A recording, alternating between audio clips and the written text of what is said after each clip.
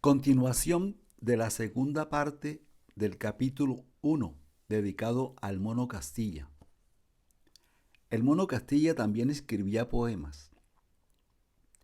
Otra faceta poco conocida del Mono Castilla era su afición a escribir poemas. Un día dejó olvidado en la sala de conferencias del Instituto de Cultura y Bellas Artes de Ocaña un cuaderno de apuntes con un buen número de poemas en proceso de depuración. Con Benjamín Casadiego leímos algunos de excelente factura. Por eso en varias ocasiones le insistí en la posibilidad de publicarlos. Más tarde me di cuenta que no era el único que insistía en el propósito de ver algún día en letras de molde los arrebatos poéticos del mono. A veces pasaban semanas y hasta meses sin ver al mono. Él solía desaparecer de manera casi misteriosa de las cafeterías y calles de Ocaña. Pero yo siempre tenía noticias frescas acerca de él, pues casi todas las noches al pasar por la puerta de su casa, ahí en el quicio elevado de la puerta principal permanecía sentada su sobrina Josefina, a quien saludaba y de paso indagaba por el mono. Pero un día me llevé una grata sorpresa cuando vi expuesto en la vitrina de la librería Barbosa de Ocaña un libro cuyo título era Poemas para leer cagando, autor Álvaro Castilla Rovira. Era el primer libro de poemas del mono. De inmediato pensé que el autor del título del libro era el mismo que hizo de productor de la edición, el profesor Fabio Lozano Tascón. Otro artista, otro Quijote del arte que deambula por las calles de Ocaña pero sin lanza ni escudero. El libro estuvo buena aceptación, especialmente entre quienes conocíamos personalmente al mono.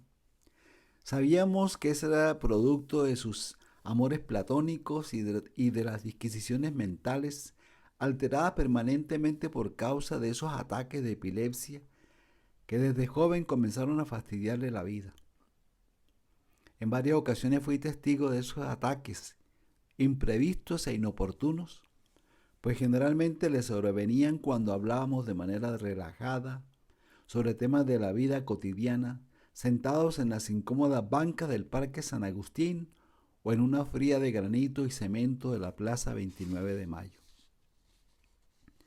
Ya sabíamos cuando le iba a sobrevenir el ataque. Al principio se le dibujaba en su rostro una expresión de malestar, como si de repente la saliva se le volviera amarga y pastosa. Entonces nos preparábamos para proceder y atender la emergencia. Lo auxiliábamos tendiéndolo en una banca o en el mismo suelo. Todo él se estremecía en convulsiones, castañeaba los dientes, jadeaba, transpiraba profusamente y dejaba escapar espuma por la boca. No faltaban los curiosos que se acercaban y nos gritaban: «Cojan el dedo del corazón». En varias ocasiones me tocó a mí que apretarle ese dedo para tranquilizar a los médicos ocasionales y que en Ocaña abundan por todas partes. Se puede decir que en Ocaña casi todos son o han sido médicos o curanderos en algún momento. Poco a poco el mono iba recobrando el estado de conciencia, respirando profunda y rítmicamente, abría los ojos y miraba a su alrededor un poco excitado. Era una mezcla de confusión y de sorpresa. Se incorporaba moviendo la cabeza en sentido afirmativo, como tratando de paliar la amarga situación, especialmente cuando había a su alrededor personas extrañas. A pesar de la contundencia del choque, admitía experimentar una placentera inmersión hacia lo desconocido, mientras acechaba filigranas musicales que solo soportan esos cerebros bamboleados por rachas veloces, de pisadas gigantescas, en los entrecejos de un poder extraño y luminoso. Es otro astro que resiste el acoso de los elementos convencionales, sórdido y estupefacto en la placidez del momento. Ya él me había comentado que las sensaciones de ese trance eran algo parecido a un orgasmo. Después el mono se secaba el sudor y entonces era el momento de invitarlo a tomar algo en alguna cafetería o tienda cercana para ayudarle a recuperarse, recomponer el ánimo mientras iba saliendo de ese estado de abatimiento en el que solía quedar. Las primeras palabras que pronunciaba eran formales, siempre para pedir disculpas y dar las gracias por la ayuda oportuna.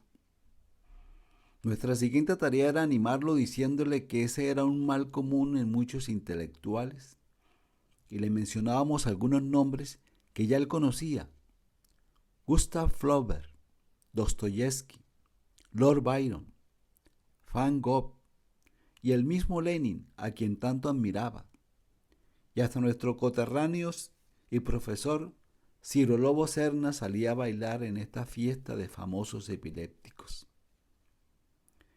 Cierto día, estando en su casa, le sobrevino la convulsión. Nadie estuvo cerca para auxiliarlo y se estrelló contra el piso causándose un largo corte en la frente. Tan grave fue el accidente que fue preciso hospitalizarlo de urgencia. No era la primera cicatriz, pues en otras ocasiones se había producido cortes y golpes de consideración que estremecían su conciencia. La intranquilidad perpetua, golpeando siempre la insustancial calma. Después seguía un dolor fuerte, un dolor voluptuoso que se eleva hacia el infinito, prolongando los efectos del más allá, como un filamento avinagrado que se abre caminos a través del rojo púrpura. Un día Gabriel Ángel, un sobrino del mono, me contó que ya el mono estaba de nuevo en casa, reponiéndose del golpe y de la herida, así que decidí ir a visitarlo. En ese entonces, el mono vivía en una casa ubicada en el barrio San Agustín, muy cerca de la plaza del mismo nombre. Me acerqué a la puerta y a través del enrejado pude ver al mono sentado en un viejo sofá, leyendo un periódico que apoyaba sobre las piernas y con un enorme vendaje en la frente. Su hermana Beatriz corrió a abrir la puerta. Entré saludando efusivamente, como siempre, y el mono se puso en pie y me dio un fuerte apretón de manos, como él solo solía hacerlo, muy fuerte, con nerviosidad, hasta el punto de que si uno no estaba atento, podía hacerle daño en los dedos. La casa muy grande y solariega, de estilo colonial, un patio cuadrado con algunas plantas descuidadas, vestigios de un hermoso jardín que seguramente en el pasado fue orgullo y disfrute de propios y extraños. El piso de la sala, los dormitorios y corredores era de baldosa de barro cocido. Nos sentamos y el mono espontáneamente comenzó a contarme detalles del accidente. Poco a poco fui notando que el mono estaba perdiendo mucha expresividad y claridad en el habla. Seguramente era el efecto de los medicamentos que diariamente tomaba para mantener controlada la epilepsia. Con el fin de desviar la conversación, le pregunté por qué habían decidido cambiar de casa y me contó que esa era una herencia de abuelos y tías y que ellos simplemente se limitaban a vivir en ella sin hacer mejora alguna. Cualquier arreglo o adecuación era supremamente costoso y ellos no tenían dinero. En la parte posterior de la casa, cerca de donde el mono tenía su dormitorio, pude ver huellas de algunas reparaciones chapuceras y al notar que me detenía curiosamente observando el piso, me dijo que esas huellas eran de algunas excavaciones que habían hecho el pasado año buscando oro y joyas enterradas. Me aseguró que en esa casona en ocasiones veían a una vieja que solía permanecer sentada en el rincón y me señaló el rincón. Ahí se sentaba la vieja, seguramente a rumiar cocidos insubstanciales, percibiendo aromas volátiles, todavía impregnados en las astillas de los troncos de mantequilla y arrayanes que conforman la estructura intrincada del techo del corredor de la casa. Ciertamente en Ocaña casi todas las casas antiguas contaban entre sus saberes su propia historia, su propio fantasma y su propia huaca. Parecen cuentos de hadas, pero es cierto. y tiene que ver con la guerra entre Colombia y Perú. En la tercera década del siglo XX, se remonta al año 1932, cuando un grupo de civiles peruanos, en la época del caucho, ocuparon Puerto Leticia, un poblado colombiano a orillas del río Amazonas. Ocupación que más tarde fue respaldada por tropas de las Fuerzas Armadas de Perú, quienes extendieron la toma hasta la población de Tarapacá. El hecho propició una reacción nacionalista en Colombia sin precedentes, al punto de que el presidente de turno, el doctor Enrique Olaya Herrera, uno de los estadistas más distinguidos de la llamada generación del Centenario, presionado por los líderes del Partido Conservador en la oposición, especialmente por su portavoz más intrigante, el doctor Laureano Gómez, los estudiantes y la sociedad en general, se vio obligado a atender la emergencia y responder a la agresión militarmente. Para ello aprobó un empréstito de $10 millones y que sirvió para financiar la flotilla naval comandada por el general Alfredo Vázquez Cobo, con la cual se recuperó el territorio y los peruanos volvieron a su sitio de origen. Durante la guerra, y por iniciativa de un civil, más concretamente de un ingeniero huilense, César García Álvarez, se lanzó una campaña nacional para que los colombianos donaran sus argollas nupciales para pagar los platos rotos de la guerra. Pero a las provincias se extendió el rumor de que el gobierno iba a incautar las monedas, aretes, brazaletes, los dientes y las cadenas de oro de la población. Algunas autoridades civiles y policiales estaban obligadas a hacer cumplir esta iniciativa civil. Por ello, mucha gente adinerada, temerosa de perderlo todo, decidieron dar solo una parte de sus prendas y enterrar el resto, normalmente dentro de ollas de barro, y estas eran enterradas en los jardines, huertas, en las montañas cercanas o sencillamente entre los mismos muros de tapia pisada de las casas. Mucha gente murió y dejó las joyas y el dinero enterrado sin que nadie supiera dónde se ocultaba. Por afinidad con el tema me viene a la memoria algo que le sucedió a Selmira Gómez, una amiga nuestra y descendiente directa del expresidente de Colombia, el doctor Laureano Gómez, y que vivía a unos 100 metros de la casa del Mono. Ella estaba una noche de un Viernes Santo viendo la televisión y cuando escuchó repetidos golpes en la pared de su casa, ella pensó inmediatamente en la posibilidad de una huaca, uno de esos tesoros escondidos, y ni corta ni perezosa llamó a un amigo, también aficionado a buscar tesoros. Muy pronto llegó el amigo y de inmediato comenzaron a escarbar en la pared con la ayuda de una pequeña barra. En la medida que ellos arreciaban el ritmo de la búsqueda, con más nitidez se escuchaban el ruido que provenía de la pared, pero nada claro a la vista. Cada vez que hacían una pausa, se repetían insistentes los golpes, como invitándoles a proseguir la faena. Les asistía la madre de Selmira, trayéndoles algo para beber, a la vez que ayudaba a retirar la tierra acumulada en el piso. De repente la barra chocó con un objeto metálico. Ya el roto había traspasado la pared de la casa vecina, y en ese momento Selmira se acurrucó para mirar mejor sobre qué había impactado a la barra. Y menuda sorpresa la que se llevó cuando vio en el otro lado unos ojos que la miraban expectante. Era la vecina, que también estaba en las mismas tumbando paredes con tal de encontrar la ansiada huaca. Retomando el incidente entre Colombia y Perú, algunos policías y funcionarios civiles aprovecharon el desorden para hacer su agosto. Muchas personas fueron despojadas de sus pocas pertenencias, mientras otras, voluntariamente y en un ambiente de solidaridad nacional, colaboraron con dinero y joyas para pagar los gastos de la guerra. Mientras tanto yo seguía allí, en silencio, sentado, al lado del Mono, quien no volvió a decir palabra alguna, quizá agobiado por la amargura y por el dolor enquistado en el cerebro como un clavo de herrero en el quicio de una puerta colonial.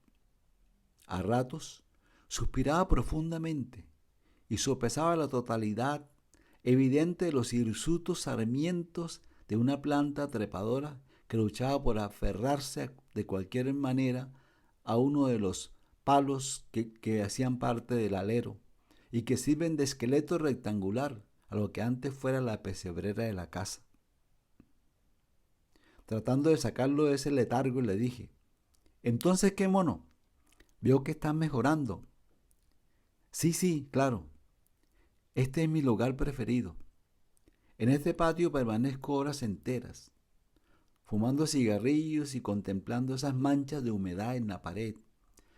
Qué poco sabemos de las cosas, cuántos secretos se ocultan tras esas caprichosas formas, y hasta qué punto todo puede ser interesante. Sí, depende desde el ángulo en que se mire. Yo sabía que él en ese momento estaba haciendo un esfuerzo para dar una imagen de normalidad, de que estaba en sus cabales, de que cuando quisiera podía recuperarse del todo, ser el mismo de antes. Y agregó: «Poco a poco las cosas insustanciales vuelven a cobrar forma. Ahora puedo percibir claramente muchos rostros, unos desaliñados, otros iracundos, rostros fanáticos enrojecidos de tanto gritar, rostros irritados por temores reprimidos durante mucho tiempo». Oyéndolo hablar así, no hizo más que despertar en mí incertidumbre acerca del futuro del mono. Y pensé que el derrumbe del socialismo en el campo internacional contribuía a agravar su crisis. Le dejó sin soporte. Era como si el piso se hubiera hundido de repente, llevándose consigo los ideales que cuando éramos jóvenes henchían nuestros corazones. De ahora en adelante todo sería distinto, inconsciente. En la unipolaridad volvía a ser la protagonista en la palestra internacional.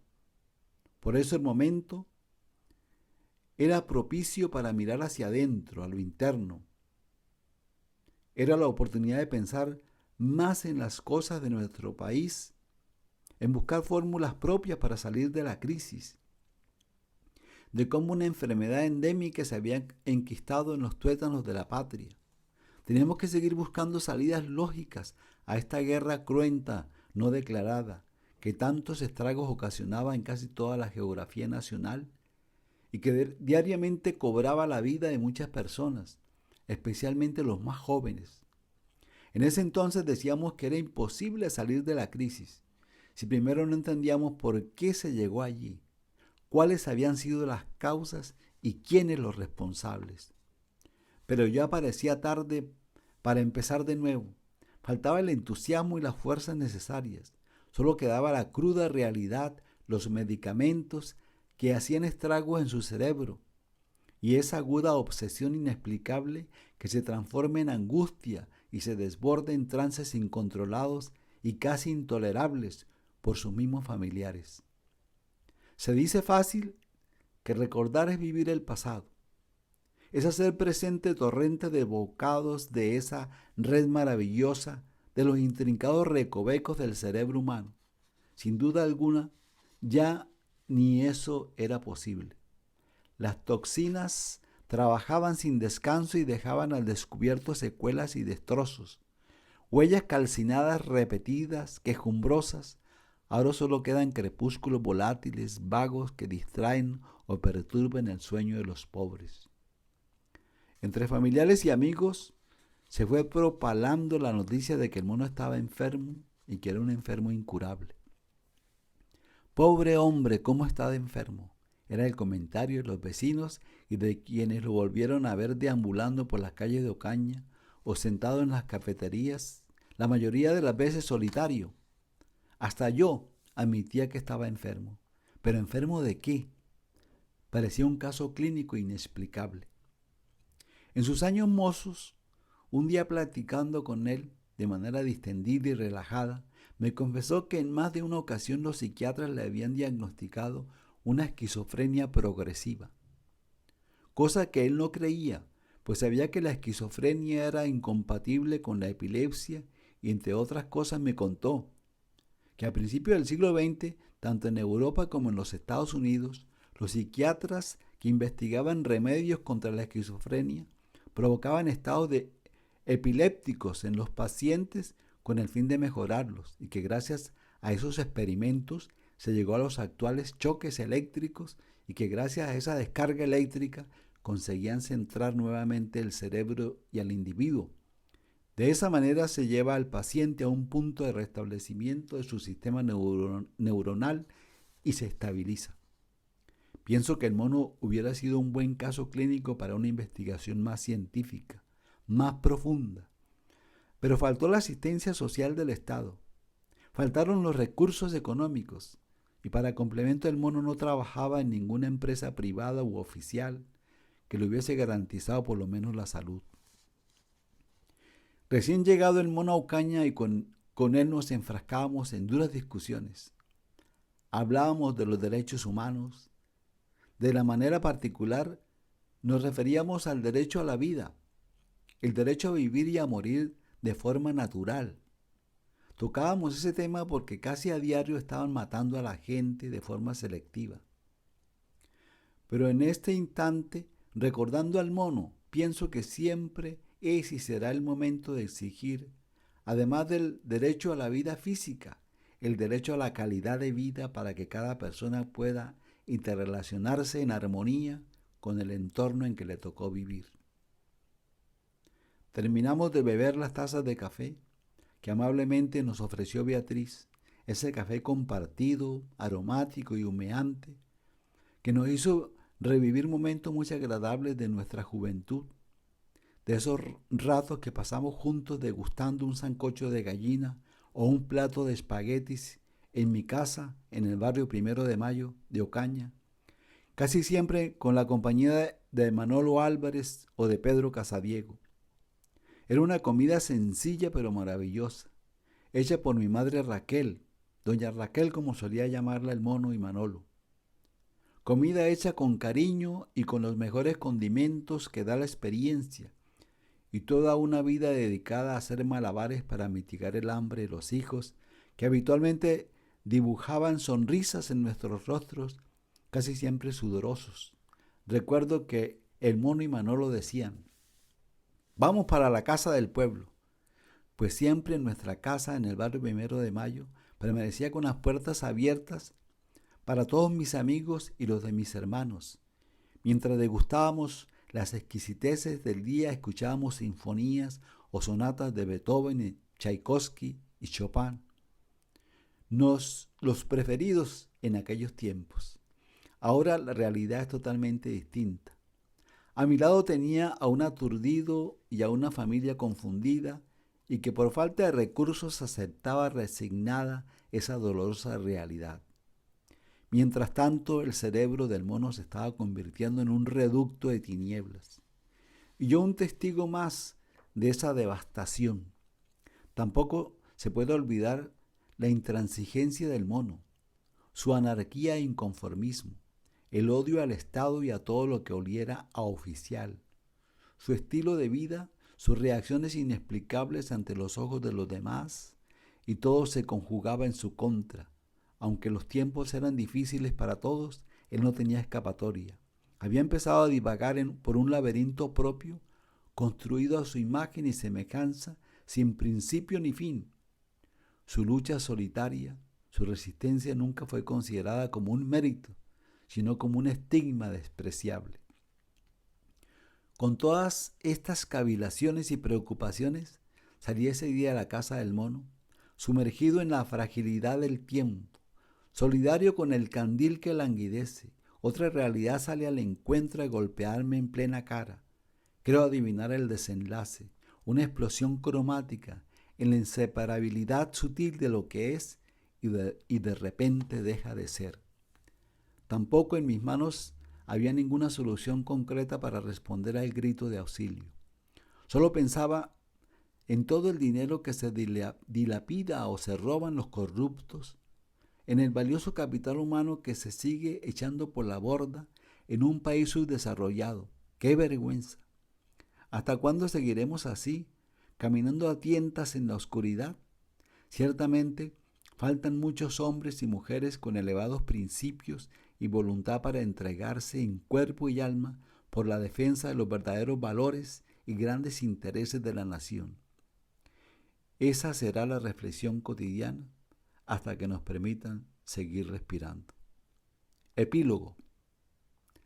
Álvaro Astolfo Castilla Rovira falleció el 14 de agosto de 1993 en Ocaña, en el Hospital Regional Emiro Quintero Cañizares, después de ingerir una sobredosis de medicamentos contra la epilepsia. El mono entregó gran parte de su vida al pueblo que lo vio nacer y crecer.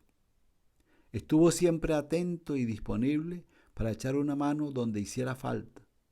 Sufrió como muchos las vicisitudes y las angustias del pueblo y celebró con alegría cuando había motivo. Arriesgó todo lo que tenía sin esperar nada material a cambio. Si esto no es una expresión de amor, entonces, ¿qué es el amor?